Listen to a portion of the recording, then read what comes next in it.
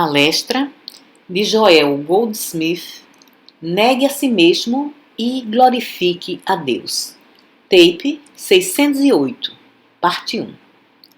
Tradução de Rosilda Rocha.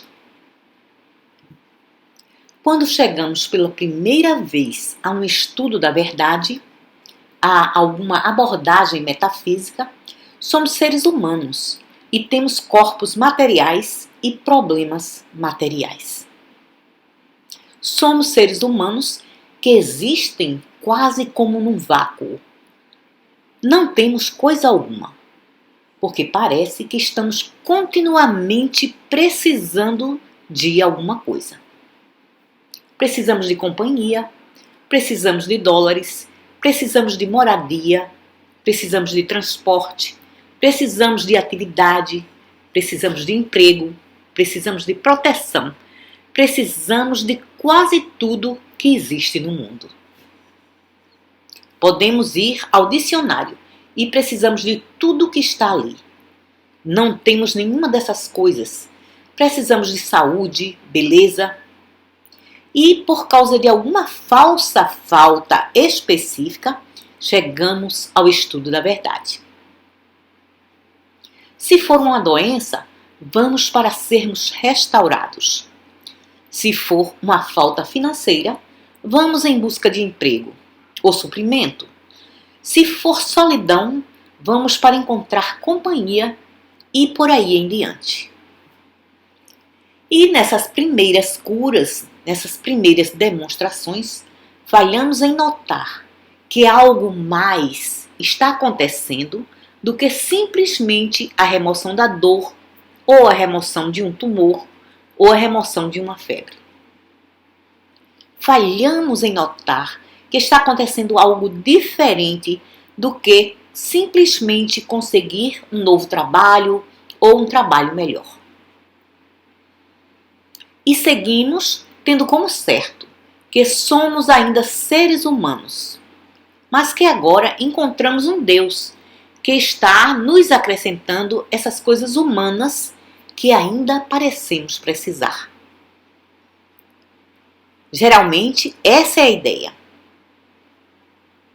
É muito triste, mas encontro pessoas que têm sido estudantes por 10, 20 e 30 anos e que ainda parecem acreditar que são seres humanos com problemas e que encontraram alguma espécie de Deus ou que encontraram alguma forma de oração ou tratamento para livrá-las de seus problemas.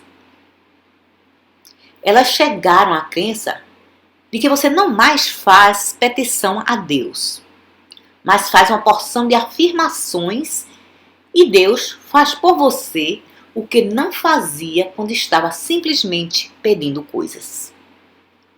Esse é o erro que cometemos quando permanecemos anos após anos na verdade, acreditando que porque estamos na verdade, esse Deus que não fazia as coisas por nós, quando éramos protestantes ou católicos ou hebreus, de repente, porque viemos para o movimento da verdade ou a um professor da verdade, o mesmo Deus que não estava operando na velha igreja está fazendo coisas maravilhosas por nós. E você vê, isso não é verdade. Isso não é verdade de forma alguma. Anos atrás, uma senhora veio ao meu escritório e a conversa se voltou para algo dentro dessa linha. E lhe perguntei: o que você pensa sobre Deus agora? O que pensa sobre esse Deus que não a ouvia em sua velha igreja e agora a ouve? Bem, aprendemos como devemos orar, agora sabemos como fazer com que Deus nos ouça. Certamente, os episcopais não sabem como fazer Deus fazer isso, mas os estudantes da verdade podem fazer Deus agir, porque têm uma forma diferente de oração. Agora veja se isso não é estúpido. Então eu disse: bem, agora você deveria estar me dizendo que compreendeu que não existe tal Deus da forma que é adorado em muitas igrejas. Agora deveria estar me dizendo que descobriu que estão adorando a um Deus a quem adoram sem conhecer, adoram ignorantemente e que não tem existência. Essa é a razão por que suas orações não são atendidas. Nunca me diga que Deus não responderia uma oração em uma igreja, mas responderia em outra. Diga que encontrou Deus, enquanto que em sua velha conexão nunca soube o que Deus era e não estava orando a Deus. Você estava orando a um conceito de Deus feito pelo homem. Não. Eu vou deixar isso muito claro para vocês por essa razão. 99% de nosso fracasso para trazer harmonia e plenitude em nossa experiência é devido à nossa ignorância sobre o que Deus é. Nunca esqueça disso. 99% do fracasso em nossas demonstrações é uma falta de compreensão sobre o que Deus é. No momento em que sabemos, mesmo em alguma medida, sabemos o que Deus é, nossos problemas começam a desaparecer. Primeiro que tudo, aprendemos a parar de orar. E quero dizer orar no sentido da oração da igreja. Aprendemos a parar não apenas de pedir coisas, aprendemos a parar de fazer afirmações para recebê-las. Você sabe, pedir uma cura a Deus e não recebê-la, e então se voltar e fazer afirmações para que Deus possa concedê-la, é como se esgueirar pela porta de trás para tentar conseguir alguma coisa de Deus. O ataque frontal não realizou, então vamos dar a volta e tentar por outro lado. Não existe tal Deus. Acredita em minha palavra, não existe tal Deus. Se houvesse tal Deus, você não sabe que esse Deus estaria respondendo a essas orações? Já parou para compreender que em todas essas guerras que temos tido, os chapelões vão juntos com os rapazes diretamente para o fronte de batalha? Chapelões protestantes, católicos, chapelões hebreus, chapelões da ciência cristã. Você já parou para compreender que a mesma quantidade de homens são mortos a todo tempo, a mesma quantidade são feridos e atingidos por bombas de gás e todo o resto disso? Não o surpreende que esses chapelões vão ali para orar por esses homens e ainda assim eles são mortos? Não o surpreende que 4 chapelões estavam no navio e o navio afundou e todos se afogaram, inclusive os 4 chapelões? Isso não deixa surpreso de alguma forma?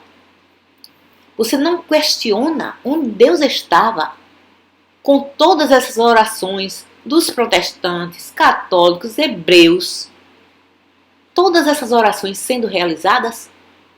Onde você pensa que Deus estava? Por que pensa que Deus não respondeu a essas orações? Você tem alguma ideia, pelo menos? Qualquer ideia do porquê essas orações não foram atendidas? Por que aquele navio afundou? Porque todos se afogaram, inclusive os chapelões que eram experts em oração e que estavam tão perto de Deus? Isso surpreenderia a todos e nos faria pensar, não faria? Isso realmente deveria nos fazer pensar. Uma outra coisa para nos fazer pensar. Quantos dias foram dedicados à oração pela paz durante a última guerra, quando todas as igrejas na terra se encontravam em certos dias para orar pela paz? Seria surpresa para você que no dia seguinte a guerra continuava da mesma forma? Sim. Escrevi um artigo uma vez que me trouxe muita censura de muitas direções. Foi ao final da Segunda Guerra Mundial. Acho que Segunda Guerra Mundial. Precisamos ser matemáticos para estar atualizados com todas elas. Mas essa foi a Segunda Guerra Mundial. Essa guerra terminou na Alemanha na terça-feira e imediatamente a igreja enviou uma chamada através dos jornais para que as pessoas se reunissem no domingo para agradecer a Deus pelo final da guerra. Bem, está certo, provavelmente Deus não se importe de esperar da terça-feira até o domingo pela gratidão deles. Essa é uma forma de olhar para isso. Mas a tragédia não estava tanto naquilo quanto estava nisso.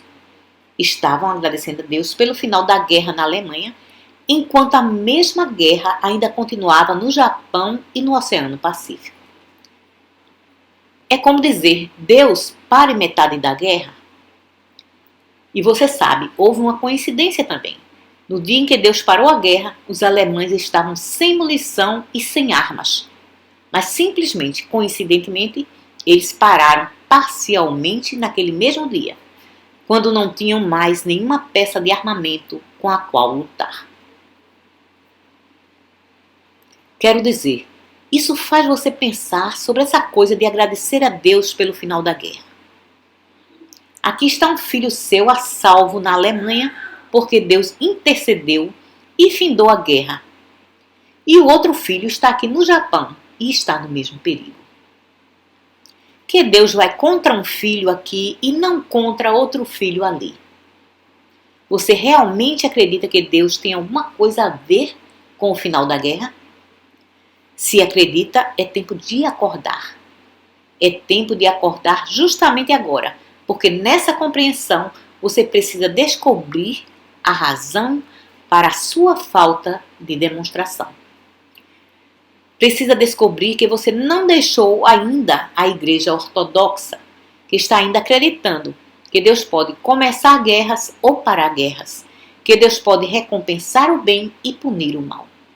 Você precisa de uma longa caminhada antes que possa abandonar essas velhas crenças, embora ninguém se beneficie muito dessas crenças.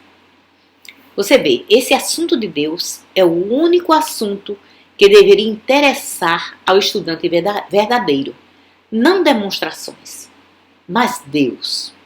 Uma vez que conheça Deus, e quando digo conhecer Deus, apenas quero dizer conhecer Deus até mesmo com um grão de areia. Simplesmente o primeiro pressentimento, o primeiro vislumbre sobre o que Deus é. Então, seus problemas começam a se dissolver por eles mesmos. As coisas boas da vida lhes são acrescentadas. Você não tem que fazer demonstrações. A compreensão da verdadeira natureza e caráter de Deus fará o trabalho por você. Porém, ainda pensamos sobre Deus como algo que pode nos ajudar a fazer a nossa demonstração. Se eu não disser nada mais, nada que tenha algum valor essa semana, coloque um marco em torno dessa afirmação. Não existe Deus algum que possa ajudá-lo a fazer a sua demonstração. Se estiver pensando em se voltar para Deus, ou tocar Deus, ou alcançar Deus pelo propósito de acabar guerras ou acabar com doenças, saiba que Deus não sabe coisa alguma sobre guerra. Deus não sabe coisa alguma sobre doença. Não existe proveito algum em pensar que, através de alguma espécie de apelo, quer seja através de afirmação ou negação, ou por implorar, que Deus fará alguma coisa por nós. Deus é vida, e Deus é alma, Deus é a realidade de nosso ser. E no momento em que percebemos isso, abandonamos todas as tentativas de demonstrar qualquer coisa, porque na realização de Deus como a realidade de nosso ser, não existe nada mais para ser demonstrado. Então aqui temos uma pergunta sobre reencarnação. Agora veja, se Deus é a vida individual, pode Deus morrer? Não. Se Deus não pode morrer, pode Deus ser reencarnado? Não. Pode a vida ser reencarnada? Não. O que deve ser a reencarnação? Uma parte da crença de que morremos. Não haveria a possibilidade de reencarnação se não houvesse morte. Agora então, em nossos experimentos, descobrimos que não estamos no corpo, não foi? Como podemos deixar um corpo ou voltar para um corpo? Se lembram o que foi dito nessa tarde? Pode o vidro deixar a taça? Pode o vidro deixar a taça? Se ele deixasse, não haveria a taça. Não, o vidro não pode deixar a taça. Pode o vidro voltar para a taça? Não. A vida é Deus. Deus é vida. E esse Deus, essa vida, é a substância de seu ser. Como pode deixá-lo? Como pode voltar para você? Reencarnação é realmente verdade nesse sentido, que cada dia podemos reencarnar. E em nosso tempo de vida, como verdadeiros estudantes, reencarnaremos não apenas uma vez, provavelmente uma dúzia de vezes mais. Paulo nos deu o completo segredo da reencarnação. Você deve morrer diariamente e deve renascer do Espírito. Esse é o verdadeiro segredo da reencarnação. Se ontem você era um pecador, desejando o pecado, tendo prazer nele, e de repente o Cristo tocou sua consciência, de forma que o pecado não é sequer uma memória, você morreu e renasceu. Você reencarnou como um novo indivíduo. Tudo sem morrer e tudo sem renascer. Você consegue ver isso? A cada poucos anos, um verdadeiro estudante deveria morrer. Deveria perder completamente muitos de seus antigos hábitos, traços e características. Você não perde tudo isso de uma só vez. Porém, cada verdadeiro estudante deveria imediatamente se tornar mais amoroso, mais justo, mais compreensivo, mais honesto, mostrar uma maior integridade. Todo verdadeiro estudante deveria começar a perder os traços errôneos, linguagem obscena, linguagem vulgar, vulgaridades de uma espécie ou de outra, conduta humana grosseira. Tudo isso deve desaparecer, deve ser descartado. E isso é morrer diariamente. E enquanto isso está acontecendo como um processo gradual, um desses dias, algo acontece muito repentinamente. O que é a morte real? Um dia na meditação, a voz lhe diz: você não sabe que eu sou Deus? E toda a sua humanidade morre justamente ali. E então você anda como uma pessoa diferente sobre a Terra. Essa é uma reencarnação completa, repentina e completa. Porém, não há razão pela qual, uns poucos anos depois, a mesma coisa não possa acontecer numa escala ainda maior. E quanto mais vai se elevando na conscientização de sua verdadeira identidade, mais e mais de sua humanidade vai desaparecendo e, portanto, você descobre a si mesmo reencarnando. Porém, nunca acredite que a vida pode deixar seu corpo, porque a vida não está no seu corpo. A vida é a substância de seu corpo, o princípio animador e a qualidade e atividade de seu corpo. E a vida e seu corpo são inseparáveis e indivisíveis. E então, nessa compreensão, você terá reencarnação. Terá muitas reencarnações, mas todas elas acontecem sem que seja enterrado ou cremado, ou sem ter que ficar vagando no espaço, esperando para habitar o corpo de um novo bebê. Você não pode ver a total impossibilidade dessa teoria? Do momento da concepção, do exato momento em que a semente cria raízes, você não sabe que já havia vida ali? Como pode vir de fora e entrar no corpo após o mesmo ser formado? Essa vida está ali, expandindo aquela semente, multiplicando-a, dividindo-a e dando-lhe forma. Essa vida tem que estar ali, com aquela forma, não nela, mas com ela, dela, desde o momento da concepção. Esse corpo não é uma concha vazia. Esse corpo não é um pedaço morto de matéria. Não poderia se expandir, não poderia crescer, não poderia tomar forma se fosse apenas um pedaço de carne morta. Do momento da concepção, essa criança é um ser vivo, com sua vida e sua alma. De fato, a sua alma forma o seu corpo justamente ali no útero. Nada externo a essa semente torna a semente no corpo ou no ser vivo. É a alma ela mesma, que é a alma da semente, a mente da semente, a direção inteligente da semente que o forma.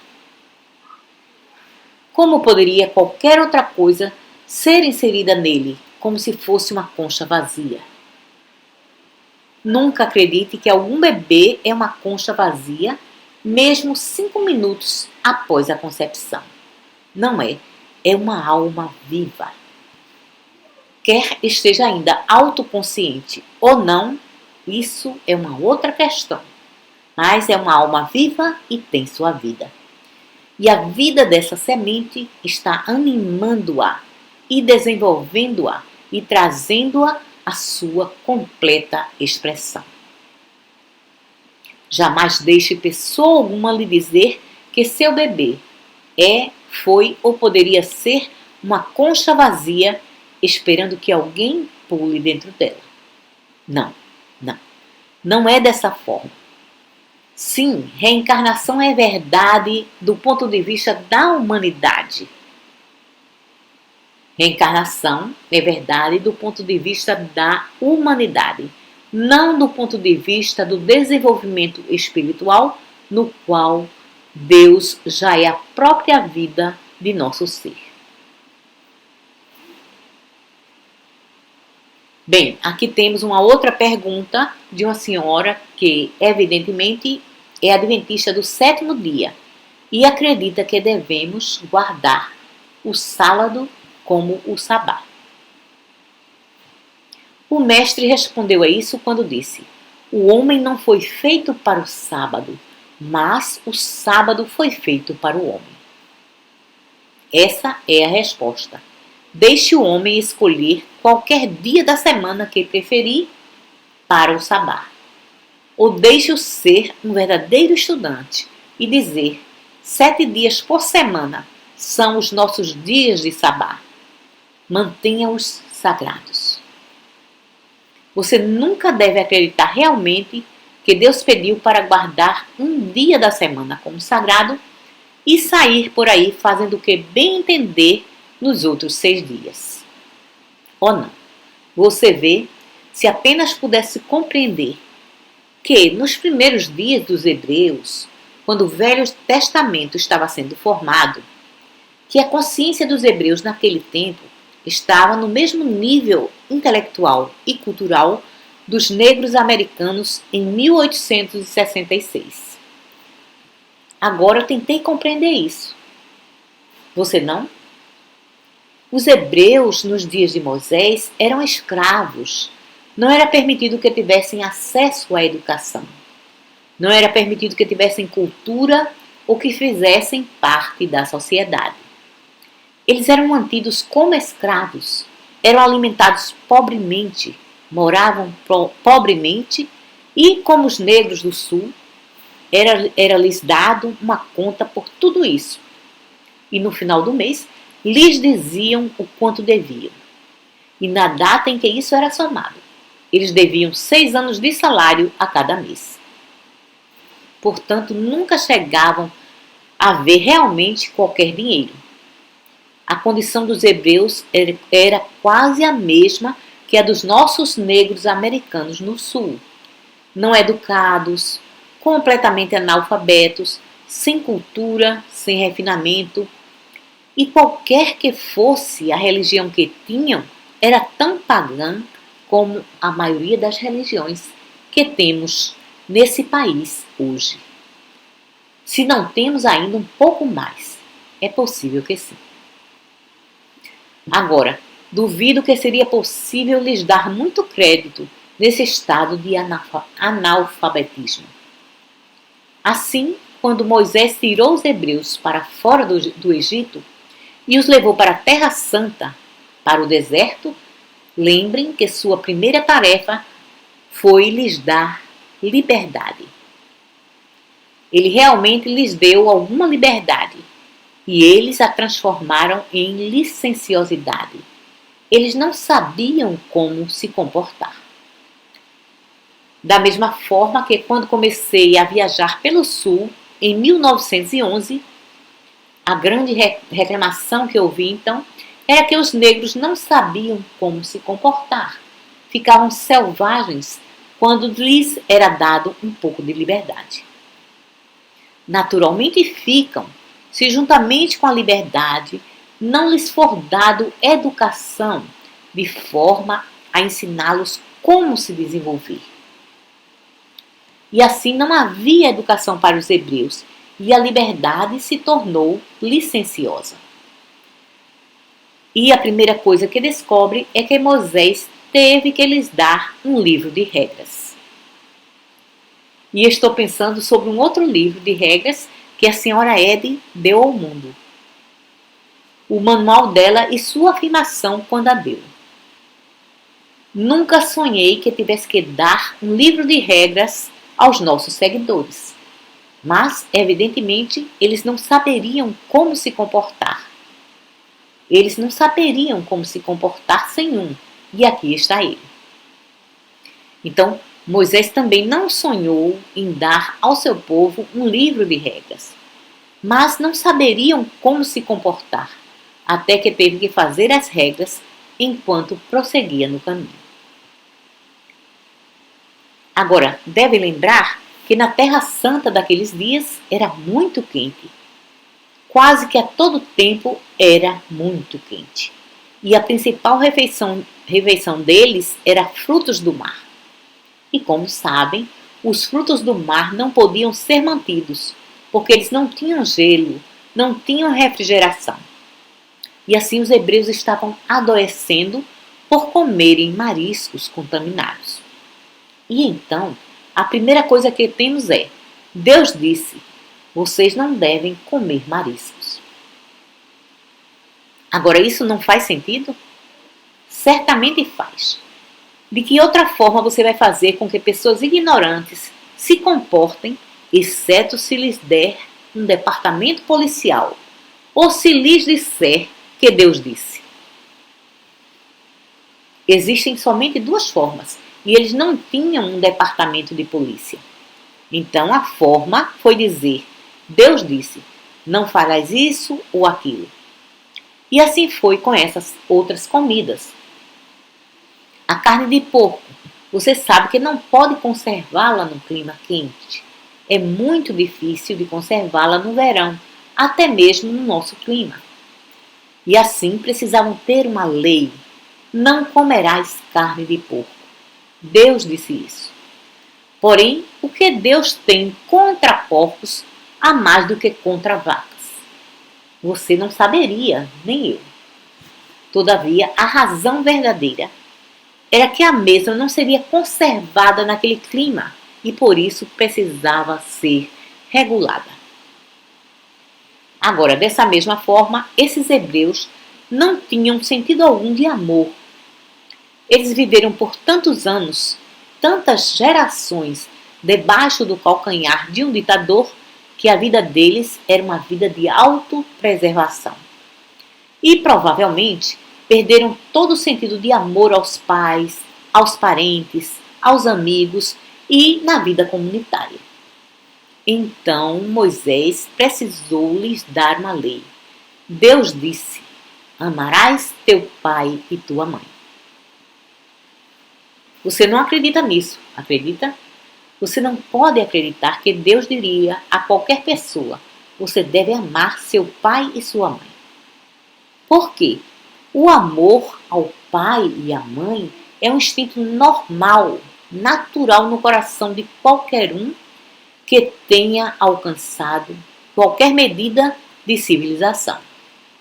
Então, uma lei como essa somente poderia ser feita para os incivilizados, para as pessoas sem cultura alguma, para pessoas muito grosseiras, sem um mínimo refinamento, certo? E assim você vai passando por todos os 10 mandamentos, com exceção do primeiro. E então imagina Deus dizendo: não roubarás. Para começar, em todo o reino de Deus não há coisa alguma para se roubar. Nem existe pessoa alguma de quem roubar. A terra é do Senhor e a plenitude de tudo que existe. E filho, tudo que tenho é teu. Algum dia você verá que na cena espiritual, roubar é uma completa impossibilidade para qualquer pessoa. Agora me diga, como ou por que um indivíduo que possui todo o reino dos céus deveria roubar? Por que iríamos fazer isso? Todo o reino dos céus é nosso. Podemos auferir da infinidade. Temos a infinita totalidade do reino dos céus para nos suprir. Agora, por que deveríamos roubar um dos outros?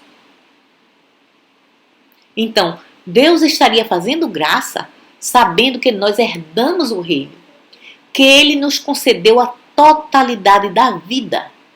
E então, como poderíamos sair por aí roubando um pouco mais do nosso próximo? Oh não, Deus nunca desceria ao nível de dizer: não roubarás, não deves ser invejoso, não deves cobiçar o que é do outro. Isso são leis feitas pelo homem, regras feitas pelo homem, dadas a um povo que não tinha um instinto espiritual normal, natural. O mínimo grão de espiritualidade foi erradicado dos hebreus pelos anos de escravidão, pelos anos de tortura e fome. Agora eles precisavam ser construídos novamente. Precisavam ser reconstruídos, primeiro com essa ideia de bondade humana, e então depois com a lei espiritual. Vocês lembram? A Bíblia diz: a lei veio através de Moisés, porém a graça e a verdade vieram através de Jesus Cristo. Agora a lei veio através de Moisés. Sim, a lei que diz: não devemos roubar um dos outros, não devemos cobiçar a mulher do outro ou o marido, não devemos desonrar nossos pais. Essa é a lei. E desde que insistamos em ser seres humanos, essa lei tem que existir para nós. E precisamos ter policiais e cortes para nos governar, para assegurar que não violemos essas leis. Porém, quando nos colocamos debaixo do reino de Jesus Cristo, quando nos colocamos debaixo do reino do Cristo, não existem tais leis. Vocês não irão encontrar essas leis de forma alguma. Irão encontrar as beatitudes. Quando você se coloca debaixo da lei do Cristo, você se coloca debaixo da lei do amor, o que significa fazer aos outros o que gostaria que os outros me fizessem. Quando se coloca debaixo da lei do Cristo, você se coloca debaixo da lei da liberdade. E então, não existem leis feitas para você de forma alguma. Você está debaixo da graça. Você não tem lei alguma pela qual viver, exceto o que poderia chamar de sua consciência, ou sua consciência do ser de Deus. E não pode violar isso, uma vez que se coloque debaixo da lei do Cristo. E não quero dizer quando se junta ao movimento da verdade intelectualmente e diz que está debaixo do Cristo. Quero dizer, como disse essa manhã, quando essa semente nasce em sua consciência. Agora, essa é a razão porque as Escrituras devem ser interpretadas espiritualmente, para que possa realmente ser compreendida. Muito obrigado.